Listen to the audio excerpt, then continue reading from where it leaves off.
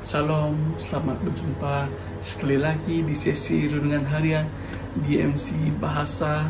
Nama saya Sebastian dan saya akan berkongsi sebuah ayat firman Tuhan kegemaran saya, yaitu di dalam buku Amsal 27 ayat 17 berbunyi, besi menajamkan besi, demikian juga orang menajamkan sesamanya.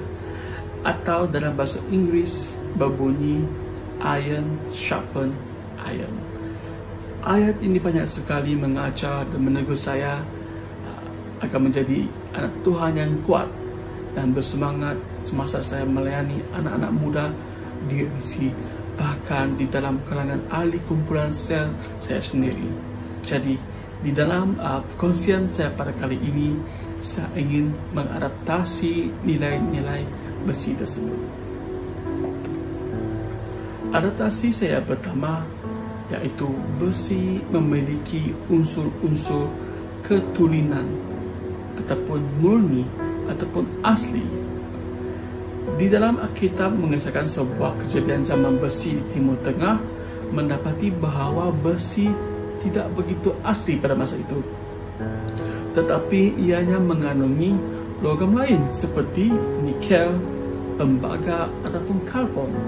Dan pada masa itu besi digunakan untuk membuat pedang atau pisau. Jadi besi tersebut haruslah dibakar, dihancurkan, dikikis dan diasah menggunakan besi yang lebih kuat agar ianya menjadi tajam. Besi yang diasah melambangkan diri kita, manakala besi pengasah melambangkan mentor, pastor, pengajar, bahkan Tuhan itu sendiri. Jadi proses ini seumpama kehidupan kita haruslah diasah, yang berarti kita perlu diajar, ditegur, dilatih, bahkan ada yang dimarahi dan dihukum. Dengan cara ini kita akan menjadi tajam dan bersedia saja untuk memotong atau mencantas apa jua halangan yang berada di hadapan kita. Adaptasi saya yang kedua yaitu besi adalah unsur besi itu sendiri. Besi adalah besi itu sendiri bermaksud betapa aslinya dan betapa kuatnya besi itu. Di dalam pengertian ini bermaksud besi itu melambangkan tahap iman kita. Apabila besi terdedah kepada udara oksigen, akan berlaku proses oksidasi, bermaksud unsur-unsur lain telah masuk dalam besi tersebut, membuatkannya menjadi tidak asli, rapuh dan berkarat. Unsur-unsur oksidasi tersebut melambangkan kenajisan, kekotoran, pengaruh-pengaruh jahat yang telah mengancam iman kita. Oleh itu, kita hendaklah mencari besi atau rakan atau mentor yang lebih kuat supaya kita tidak mudah terpengaruh dengan hal-hal yang tidak baik. Adaptasi saya yang ketiga yaitu besi bercampur menjadi lebih kuat. Jika besi bercampur dengan unsur-unsur lain yang lebih baik, ianya akan menjadi kuat.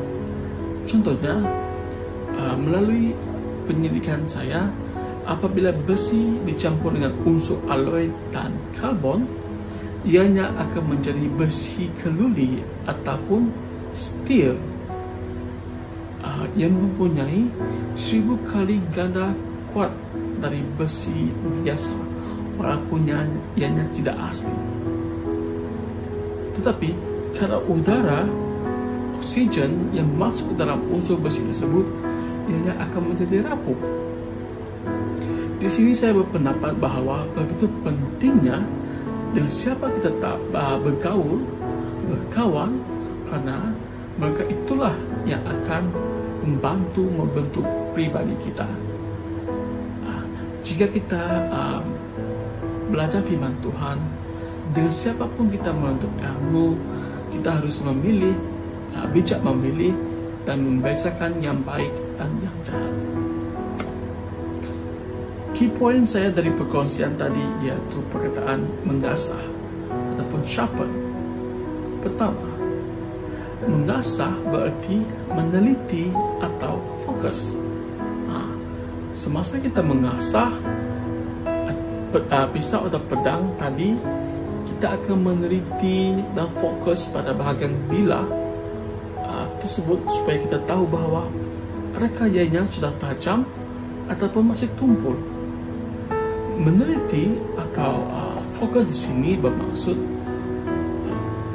bagaimana kita meningkatkan fokus kepada hal-hal ketuhanan dengan mempertajam pengetahuan dan pemahaman tentang firman Tuhan. Kedua, mengasah itu juga simbol unity ataupun kesatuan.